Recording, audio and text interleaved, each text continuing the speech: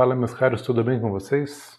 Estamos aqui para mais um vídeo. Hoje nós falaremos sobre as viroses, melhor dizendo, sobre as viroses que existem dentro da nossa alma, que nos atrapalham de alcançar uma vida virtuosa, uma vida madura, uma vida de serviço para as pessoas, né? Hoje nós falaremos sobre orgulho e no vídeo seguinte nós falaremos sobre o hedonismo. Hoje nós focaremos apenas no orgulho e desde já peço para você se inscrever, para você curtir esse vídeo, compartilhar para quem gostar, né? Se você gostar, já compartilha, comenta aqui embaixo e fica ligado nesse vídeo de hoje que é muito interessante. Então, inimigos da alma. Então a gente pode sondar a nossa alma e pensar nesses dois fundos escuros dos porões da nossa alma. É como o Francisco Fausto apresenta para nós esse conteúdo. Então não é nada agradável. Então o autor, e eu também te convido, a olharmos sem covardia, mas com coragem, olharmos nesse espelho, nesse perfil, nessa descrição do orgulho. Porque nós nos veremos nele, por mais desconfortável que o seja. Então o autor fala nisso porque é óbvio, nós todos temos esses defeitos e podemos estar dominados por eles. De uma forma muito rasa, de uma forma muito ainda fragilizada, mas ao mesmo tempo pode ser uma forma muito intensa. Então os dois vícios que se comparam aos vírus são justamente esses: o orgulho e o hedonismo. Lembre que há defeitos têm em geral só surtos esporádicos, talvez fortes, como a raiva daquele amigo que dizia, brincando, em casa eu só tenho uma explosão de ira por semestre. Mas veja só, ainda assim é uma explosão de ira, não é uma coisa justificável, ou que pode ser justificada. A gente precisa ficar atento nisso, porque também há necessidade de um autodomínio, de uma temperança nisso, de uma virtude que precisa ser forjada.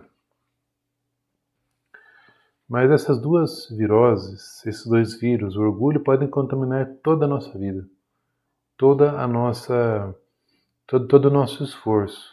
Se a gente não se esforça para combatê-los desde já. É por isso que eu te apresento isso. Por isso que nesse itinerário formativo a gente tem que falar sobre o nosso orgulho, sobre o hedonismo, que é totalmente contrário ao espírito de maturidade. A soberba, uma antítese do amor, ou seja, um elemento que se opõe, que é contraposto ao amor. Então olha só como que isso é muito sério. Bento XVI comentou certa vez que há em cada um de nós uma gota do veneno da serpente do paraíso. Perdão. Fazia alusão ao pecado original, um pecado de orgulho, de soberba, que, como lembrávamos, levou os primeiros pais a rejeitar o ato de desobediência. Quando se rebela contra Deus, o homem fica fechado no círculo de seu eu, no culto do egoísmo. Aqui, é claro, a gente apresenta uma visão muito cristã, muito católica, de um itinerário formativo humano, de maturidade. Mas é claro que, sobretudo, o homem ele se volta em última instância contra Deus, mas também contra si mesmo. Caso você não seja cristão, também é para você essa formação, Ficar fechado nesse eu. É claro que a gente precisa ter um contato com a gente, conosco, mas nem só isso. Não somente isso, não é apenas um excesso de eu, Então, para esse egoísta, para o homem soberbo, tudo gira à volta dele e não aceita interferências. Essa independência de Deus é destrutiva, essa autossuficiência, porque corta a conexão vital com aquele que é a fonte do ser, da vida, do bem, da graça. Então, Como diz o teólogo Lorda, se condena ao absurdo, pois uma liberdade sem Deus só pode destruir o homem. Nós vimos naquele livro A Maturidade dos Cifuentes de como que ele menciona aquele dizer de Viktor Frankl, que ao lado da estátua da liberdade, ou no mesmo... Aliás, ele fala disso, né? Não sei exatamente, mas ele fala, olha, temos a estátua da liberdade, mas teríamos que ter também uma estátua da responsabilidade. Então, é uma coisa que deveria andar junto com a outra. Quando a soberba dá seu grito do Ipiranga, o seu grito de rebeldia, de revolução, a gente pode pensar, as virtudes saltam fora dos eixos do amor a Deus e do amor ao próximo. Com isso, se desconjuntam. Eu já comentei aqui, se você ainda não visitou meu perfil no Instagram, eu tenho lá um post chamado A Caridade é a Locomotiva das Virtudes, ou alguma coisa semelhante a isso. Confere o perfil, acho que você vai gostar bastante. Muito bem. Um outro ponto que a gente pode pensar, uma outra perspectiva, o odioso diante de Deus. O início, como dizem em Eclesiástico, o início do orgulho no homem é renegar a Deus, pois seu coração se afasta daquele que o criou. O veneno da serpente que continua a sussurrar: sereis como deuses, conhecedores do bem e do mal. Atua nos corações e pode nos levar, se não reagirmos, a alguns desprezos, a gente pode pensar assim. Desprezar as coisas de Deus e o próprio Deus. Uma certa ojeriza, a gente poderia pensar, né? É a atitude de indiferença da pessoa autossuficiente, que, como diria o poeta Antônio Machado, despreza quanto ignora. É o orgulho dos que, desconhecendo quase tudo sobre Deus, dizem: religião já era. Você ainda acredita? Eu escolho a minha verdade. Ninguém tem que me dizer o que é certo ou errado. Aqui a gente cai também no relativismo moral, a partir de uma verdade que não existiria, que não seria possível ser alcançada. Também pode levar essa soberba, essa atitude de orgulho, a acreditar em Deus com a boca e na teoria, mas considerá-lo supérfluo na vida real. Ou seja, uma vivência muito superficial da fé, muito apenas por tradição, por costume familiar, etc. Para que levar tão a sério a fé? Para que ter uma vida espiritual constante? Para que aprofundar no Evangelho e na doutrina cristã? Para que estudar a doutrina da Igreja? Aqui a gente poderia acrescentar: por que ter o itinerário formativo humano se a vida nos ensina o melhor que a gente pode ser? A gente não precisa ter um conhecimento sobre a alma humana, sobre a maturidade, os temperamentos, as virtudes, né? A gente viu aqui no começo desse livro que o autor nos fala que quem não quer ser melhor, quem não quer buscar essa realização de ser melhor, está condenado, está perdido. Né? Isso envolve esforço, sim, afetivo, pessoal, mas também intelectual. Então isso é um meio importante que eu quero que você se convença, você mude, você seja melhor a cada dia.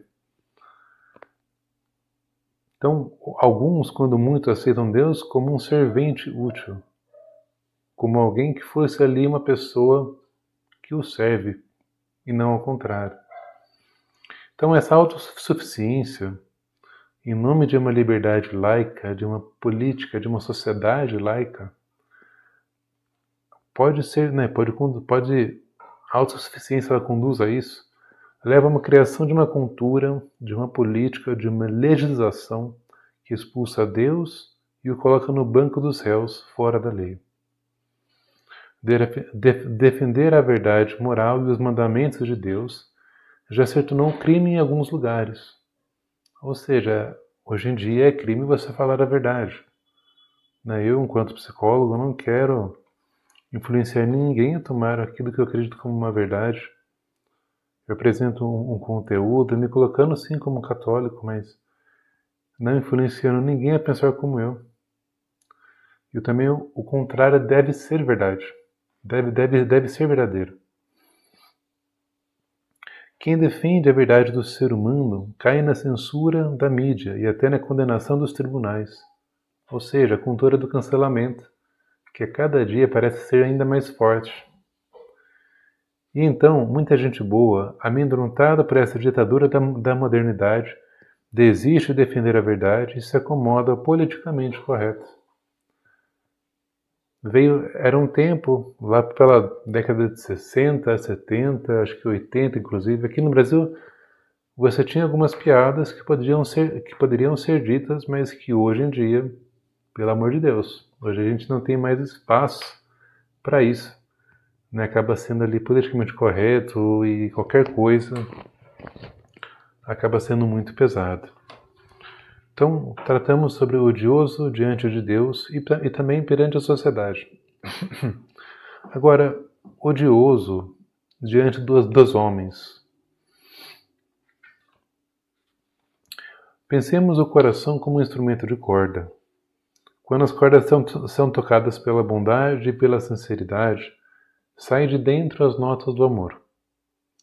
Quando quem toca é o orgulho, saem do coração as notas desafinadas da discórdia, da mágoa, da raiva, da inveja, da incompreensão, em suma, da falta de amor ao próximo. Então você está entendendo que o nosso propósito aqui, meu propósito enquanto psicólogo, minha missão é justamente levar com que as pessoas vençam sim a ansiedade, que elas consigam ter mais qualidade de vida, mas também uma outra ramificação é que elas consigam amar de verdade, que elas consigam servir aqueles que estão ao seu lado. E veja como que as pessoas não conseguiram amar de verdade se forem dominadas pelo orgulho. Isso é muito sério. É bom pararmos uns instantes e tentar escutar, na presença de Deus, o som das nossas cordas. Diante de Deus ou diante de si mesmo, que frutos que você está dando? Como está a sua vida hoje? Pensa com carinho. Pensa com calma. Pensa no silêncio. O orgulho toca o coração e alimenta o desejo de se sobressair, de ficar por cima, de ser valorizado, acatado ou estimado. Desperta a ânsia de se sentir superior aos outros, ou pelo menos nunca inferiorizado, e cria a incapacidade de aceitar o que fere o amor próprio ou rebaixa a nossa imagem. Com esses sentimentos, como é difícil praticar o amor ao próximo. Esse amor que tudo perdoa, tudo crê, tudo espera, não busca seus próprios interesses. Espero que você esteja vendo como eu estou vendo, como que o orgulho é sim um vírus, é uma virose tremenda, é uma coisa que nos faz tão mal, mas tão mal, que mata em nós o amor. Então, por que eu estou falando isso tudo? A gente quer chegar num patamar de virtudes e não somente na perspectiva de sermos virtuosos por nós mesmos ou para nós mesmos, mas para o outro. Nós vamos chegar nisso com mais detalhes. É bom desmascarar esse inimigo e, como diz a Escritura, caçar as pequenas raposas que destrói a vinha. Se procuramos detectar e combater o pequeno orgulho, evitaremos que nos domine o grande. Olha só que interessante, a gente conhece o nosso inimigo para a gente vencê-lo. Então a gente quer chegar nessas virtudes, numa vida virtuosa, madura, mas a gente precisa entender aquilo que de fato ataca, aquilo que é o principal inimigo do amor, da maturidade. A gente precisa ver isso, a gente precisa enxergar isso, se conscientizar disso para a gente fazer diferente, para a gente ter um norte para onde para dirigir os nossos esforços. Então olha só que sério. Então quais são essas raposas? Quais são as características delas Porque todos nós temos algumas delas, então a gente vai ver isso. Sermos suscetíveis por minúcias. Qualquer coisinha nos ofende, nos melindra. Vai dizer São José Maria Escrivá. Os pobrezinhos dos soberbos sofrem por 1001 pequenas tolices, que o seu amor próprio agiganta. Ou seja, como se o orgulhoso, frente às picuinhas da vida, frente às contrariedades, às pequenas injustiças, porque a vida acaba sendo injusta em muitas vezes, né? Então isso toca o orgulhoso como uma lente, né? Ele coloca uma lente e sobrepõe, superfoca o problema, de forma que ele acaba sendo muito injustiçado e vitimado. Ser teimosos, julgando que estamos sempre com a razão, desprezando o ponto de vista dos outros, e somos incapazes de não dizer a última palavra nas discussões. Sobretudo, ser teimoso nesse ponto é faltar com a verdade, com a humildade intelectual de falar, não, você está certo. É o orgulho que nos visita nesses instantes. Queixar-nos de não serem compreendidos, ao mesmo tempo que julgamos com dureza os demais. Olha só, se a gente esperasse, aliás, se a gente julgasse o outro com aquilo que a gente espera que fosse feito da gente, o jogo seria outro, com certeza. Termos excessiva preocupação pela nossa imagem, fazer pose, sofrer perguntando-nos, fiquei bem? Fiz um papel de ridículo? O que estarão pensando de mim? Eu vou repetir para você esse último ponto, porque para mim, foi um ponto que me travou muito para fazer esse trabalho online, para escrever, para lançar os meus vídeos, para fazer com que outras pessoas também tenham uma melhor vida, um melhor caminho em sua vida, tenham um propósito, tenham um ideal. Então, muitas vezes a gente tem algo a dizer que é com caridade, que é com amor, mas a gente não quer falar porque a gente tem um certo orgulho. Essa é a verdade da coisa. Temos excessiva preocupação pela nossa imagem. Fazer pose, sofrer perguntando-nos, fiquei bem? Fiz um papel de ridículo? O que estarão pensando de mim? Também o perdão, guardar ressentimento por longo tempo, de ser injustiçado e ao mesmo tempo não sentir que é hora de dar o perdão. Se for assim, nós não daremos nunca o perdão. Se a gente espera o sentimento, que é tão incerto, que é tão volátil, que é tão inconstante. Um outro ponto. Temos muito espírito crítico, uma tendência instintiva de ver o lado errado ou grotesco dos outros. Um espírito excessivo de julgamento, que não é amável, que não é empático, que não é misericordioso. Olha só isso, gente. Isso é facílimo da gente ver e fazermos ao mesmo tempo. Abusar da ironia e das gozações. Querer que os outros saibam, louvem e agradeçam as coisas boas que fazemos. E se não o fazem, perdemos o pique. Justamente a gente espera o louvor porque, de certa forma, a gente acha que é justo que nos aplaudam, que nos louvem, que nos dê vários louros. Por quê? Porque a gente fez uma coisa simples, É claro que há um mérito, que há uma coisa muito interessante nisso. Mas a gente não pode sempre ser o centro. A gente não pode andar na vida como se fosse uma luz de palco, focada em nós, assim. Então isso não deveria existir. Falar demais e escutar de menos. Querer ser o sal de todos os pratos. Nas conversas, mostrar-nos sempre por dentro, como quem sabe mais do que ninguém, e tantas coisas mais. Pessoa que sempre fala demais e nunca escuta, que não guarda o silêncio, que não tem ali a disposição para ouvir, para escutar, para reconhecer que, olha, eu não sei sobre isso, me fale mais, eu quero aprender. Isso nos leva à disposição fundamental, o remédio do orgulho, a solução para esse mal, para esse vírus, que é a humildade. E que te convido a entender um pouco mais, te convido a prestar atenção. A humildade é o fundamento das virtudes. Olha só que interessante. A humildade, ela vivifica as virtudes. Ela cura todas as nossas falhas, ela aperfeiçoa elas e protege de tudo.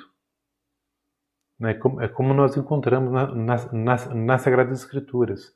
Deus resiste aos soberbos, mas concede a graça aos humildes.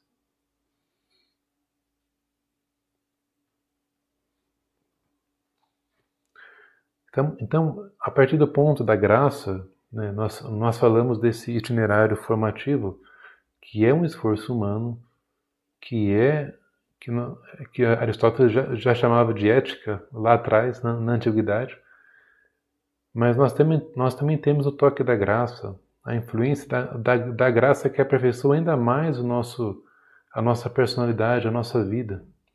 Então, Deus poderá realizar maravilhas em nós se encontrar em nós um coração humilde e desprendido. Na terra boa da humildade, todos os dons de Deus dão frutos. Na terra boa da humildade, todas as virtudes podem ser plantadas e crescer sadias, sem medo de pragas que as devastem.